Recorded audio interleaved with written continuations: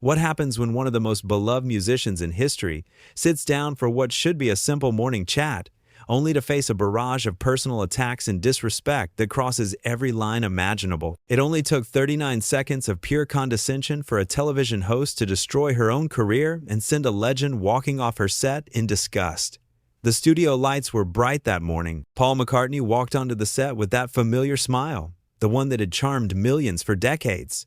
He was there to talk about his latest project, a documentary celebrating his musical journey. It was supposed to be light, fun, nostalgic. Lorraine Kelly sat across from him, her notes spread out on the small coffee table between them, and as the cameras began rolling, everything seemed perfectly normal. "Paul, welcome to the show," Lorraine said, her voice carrying that practiced cheerfulness that morning television hosts perfect over years of practice.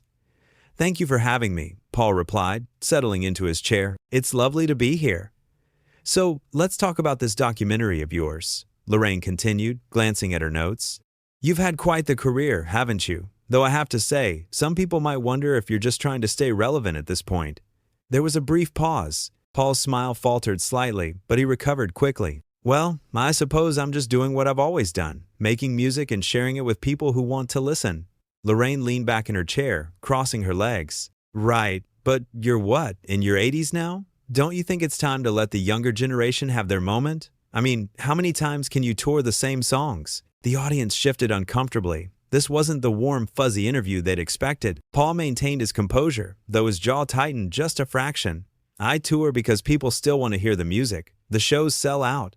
Fans from all generations come together, and that's something really special." "Sell out? Come on now," Lorraine said with a dismissive wave of her hand. "Let's be honest. People are coming for nostalgia, not because you're doing anything new or groundbreaking. You've been riding on the coattails of the Beatles for, 60 years now?" Paul took a slow breath. The Beatles were a collaboration, a partnership. What we created together was special, but I've also had a successful solo career. Worked with Wings, experimented with different genres. I've never stopped creating. Lorraine laughed, but it wasn't a warm laugh. It was sharp, cutting. "Successful solo career? That's generous. Without John Lennon, would anyone really care about what you were doing?" Let's face it, he was the real genius of the group. The temperature in the room seemed to drop. Paul's eyes narrowed slightly, but he kept his voice steady. "John was incredibly talented, and I miss him every day. But we wrote together. We inspired each other. It wasn't about one person being better than another." "Oh, please," Lorraine interrupted, flipping through her notes dramatically. "Everyone knows John was the creative force. You were just the pretty face who played the bass. And not even that well, if we're being completely honest." Members of the crew exchanged shocked glances. This had gone beyond provocative questioning into something else entirely, something ugly. Paul straightened in his chair, his expression hardening. "I think you're being incredibly disrespectful, not just to me, but to the legacy of the band and to John's memory." Lorraine waved her hand again, as if swatting away his objection. "Disrespectful? I'm just asking the questions everyone's thinking. You've made millions, probably billions, off songs that were written when you were young. Now you're just an old man clinging to past glory. Don't you have any shame about that?" "Shame?" Paul repeated, his voice quiet but firm. "I'm proud of everything I've accomplished. I've worked hard my entire life, and I've never taken for granted the connection I have with people through music." "But that's just it," Lorraine pressed on, leaning forward now, her voice dripping with condescension. "You haven't really worked, have you? You stumbled into success as a young man, had everything handed to you, and now you just collect checks from the same old songs. Real artists evolve, they grow, they challenge themselves. You just play Yesterday for the millionth time and call it a career." Paul's hands gripped the armrests of his chair. "I've written hundreds of songs. I've explored classical music, electronic music, collaborated with artists across every genre. If you'd done even basic research, you'd know that." Lorraine smirked. "Oh, I did my research, Paul. I know all about your little vanity projects, the classical albums that nobody listened to, the experimental stuff that went nowhere. It's all just desperation, isn't it? Trying to prove you're more than just the guy who got lucky in a band 60 years ago." "Lucky?"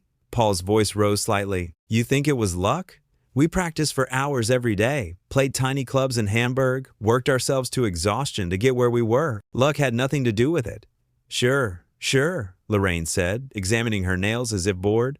"But let's talk about your personal life, shall we? 3 marriages, was it? 4? I lose count. That's not exactly the behavior of someone with good judgment. Paul's face flushed. My personal relationships are none of your business, and they have nothing to do with why I'm here today. Everything's my business when you sit in that chair, Lorraine shot back. You're a public figure. You've made yourself a commodity. And frankly, the public has a right to know that behind all the nice guy image, you're just another celebrity who can't keep a marriage together. I've loved and lost, like many people, Paul said, his voice tight. I've also found happiness. But again, this has nothing to do with the documentary. Lorraine laughed, that cutting laugh again. The documentary, right. A vanity project where you get to rewrite history and make yourself look like the hero of every story. Did you pay people to say nice things about you? Because I can't imagine anyone genuinely thinking you're as important as you seem to think you are. Paul stood up abruptly, his microphone pack tangling slightly. I've had enough of this. I came here for a professional interview, not to be insulted and attacked. Oh, sit down, Lorraine said dismissively. Don't be such a baby. Can't handle a few tough questions? That's pathetic. These aren't tough questions, Paul said, his voice shaking with controlled anger.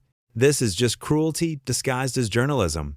You're not interested in the truth. You're interested in tearing someone down for ratings.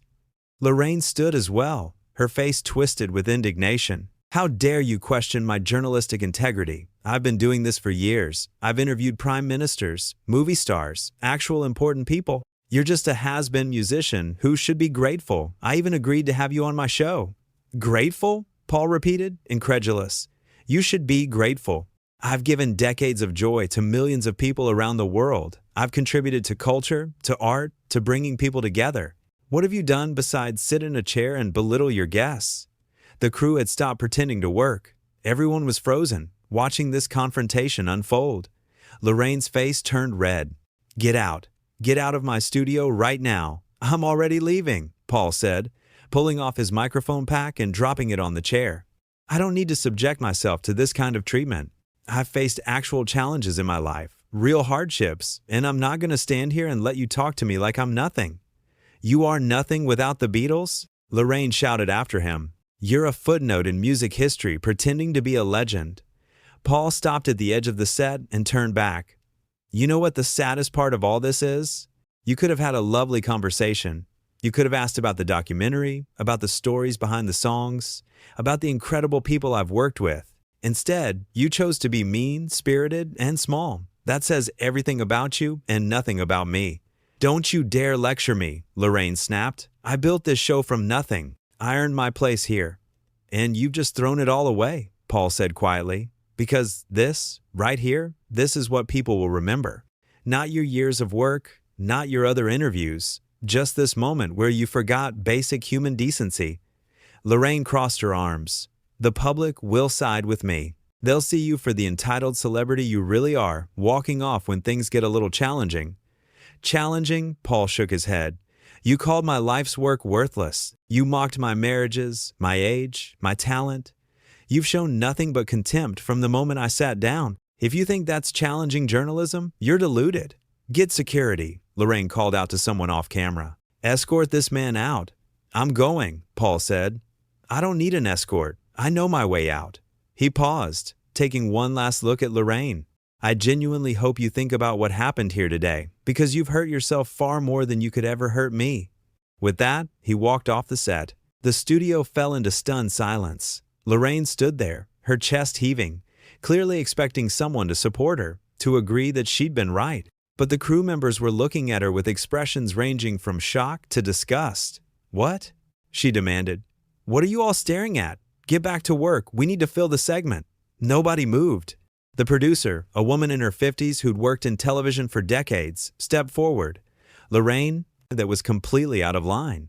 Out of line? Lorraine's voice pitched higher. I was doing my job. I was asking the hard questions that nobody else has the courage to ask. You were bullying a guest, the producer said flatly. There's a difference between tough questioning and personal attacks. You crossed that line about 5 minutes into the interview. He's a public figure, Lorraine protested. He can handle it.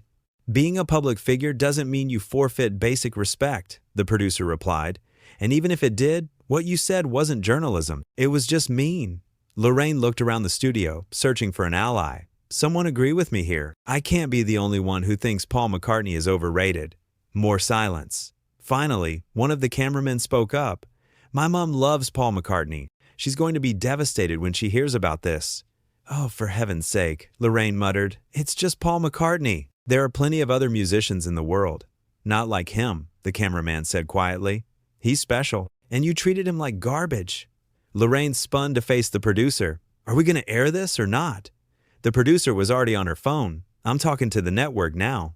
But Lorraine, I'll be honest with you. This is bad. Really bad. It's just one interview, Lorraine said, but her voice had lost some of its confidence. It'll blow over.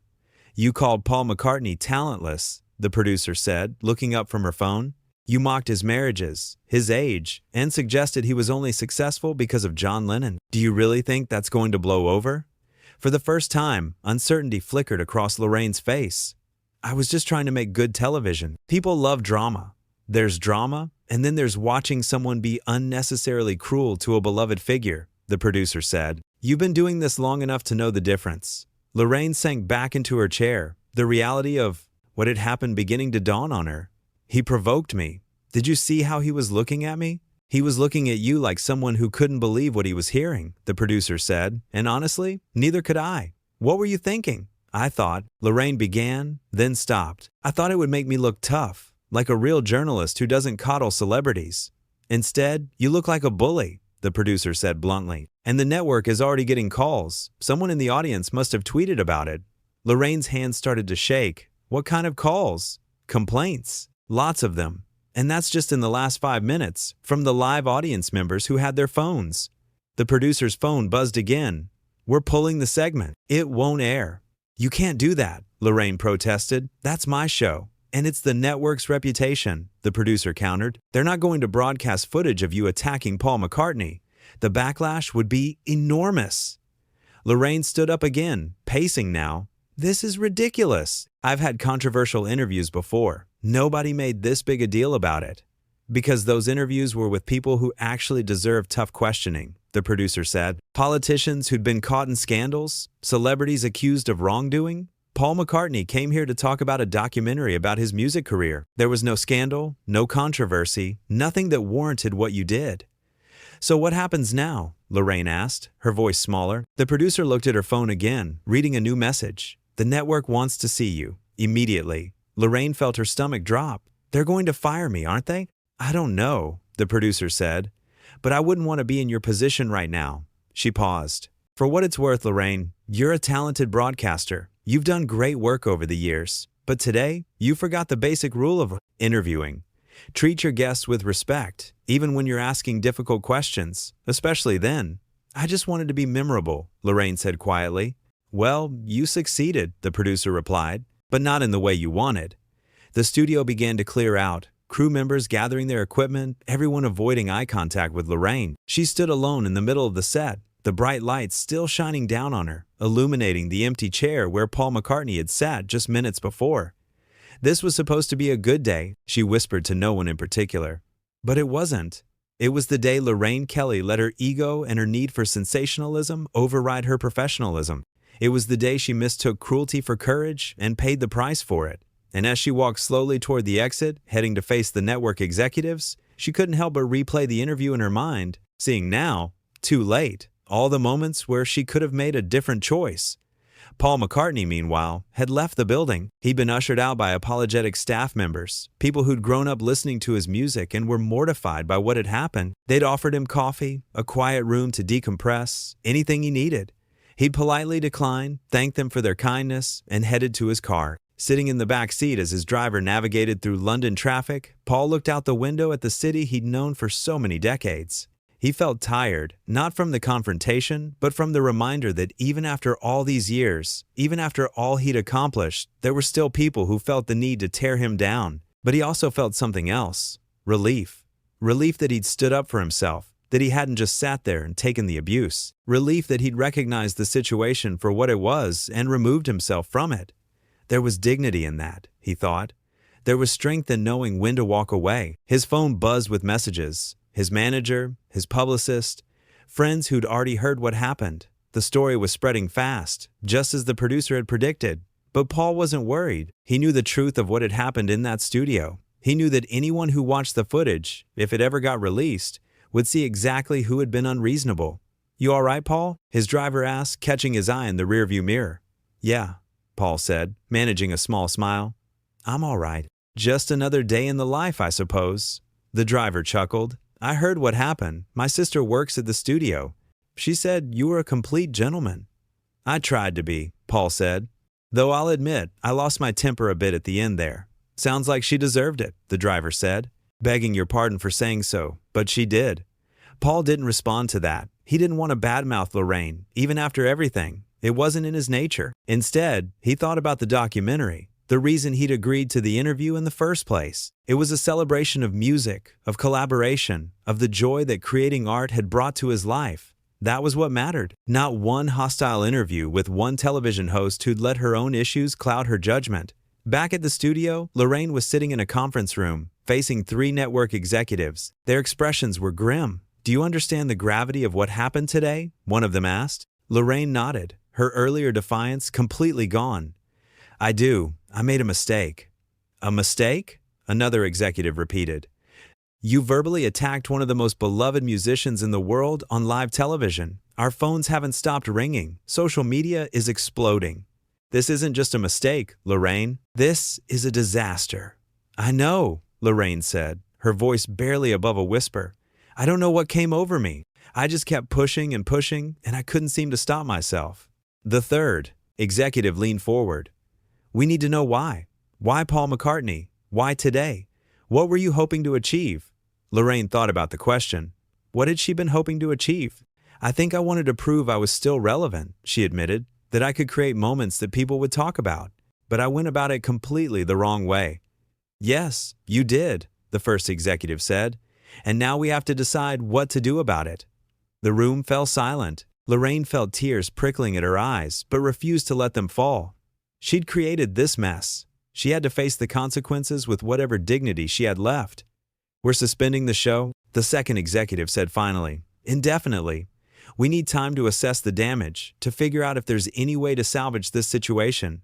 "And me?" Lorraine asked, though she already knew the answer. "We'll be in touch," the third executive said, which was corporate speak for "your career here is over. We just need to work out the details." Lorraine stood on shaky legs. "For what it's worth, I am truly sorry. Not just for the damage to the network, but for how I treated Mr. McCartney. He deserved better." The executives didn't respond. Lorraine left the room, walked through the hallways of the building where she'd worked for so many years, and stepped out into the afternoon sunshine.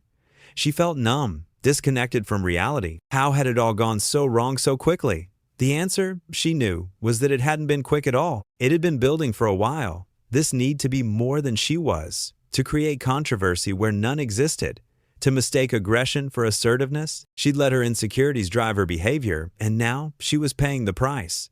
Across town, Paul McCartney was in his home studio, guitar in hand. Music had always been his refuge, his way of processing the world. His fingers found familiar chords, and he began to play, not thinking about the interview, not thinking about Lorraine, Kelly, just letting the music flow through him the way it always had. This was who he was, not the target of someone's misplaced anger, not a has-been clinging to past glory, but a musician who'd spent his entire life creating beauty and sharing it with the world. That was his legacy. That was what mattered. And no one, no matter how hard they tried, could take that away from him. As evening fell over London, 2 very different people contemplated the same event from very different perspectives. One had stood firm in the face of cruelty and walked away with his dignity intact. The other had let her worst impulses control her and lost everything she'd worked for in 39 seconds of pure contempt. It was a reminder that words have power, that how we treat others matters, and that sometimes the person we hurt most with our cruelty is ourselves. Lorraine Kelly had learned that lesson the hard way, in front of cameras and witnesses, with no way to take back what she'd said or undo what she'd done. All she could do now was live with the consequences and hope that someday, somehow, she might find a way to make amends.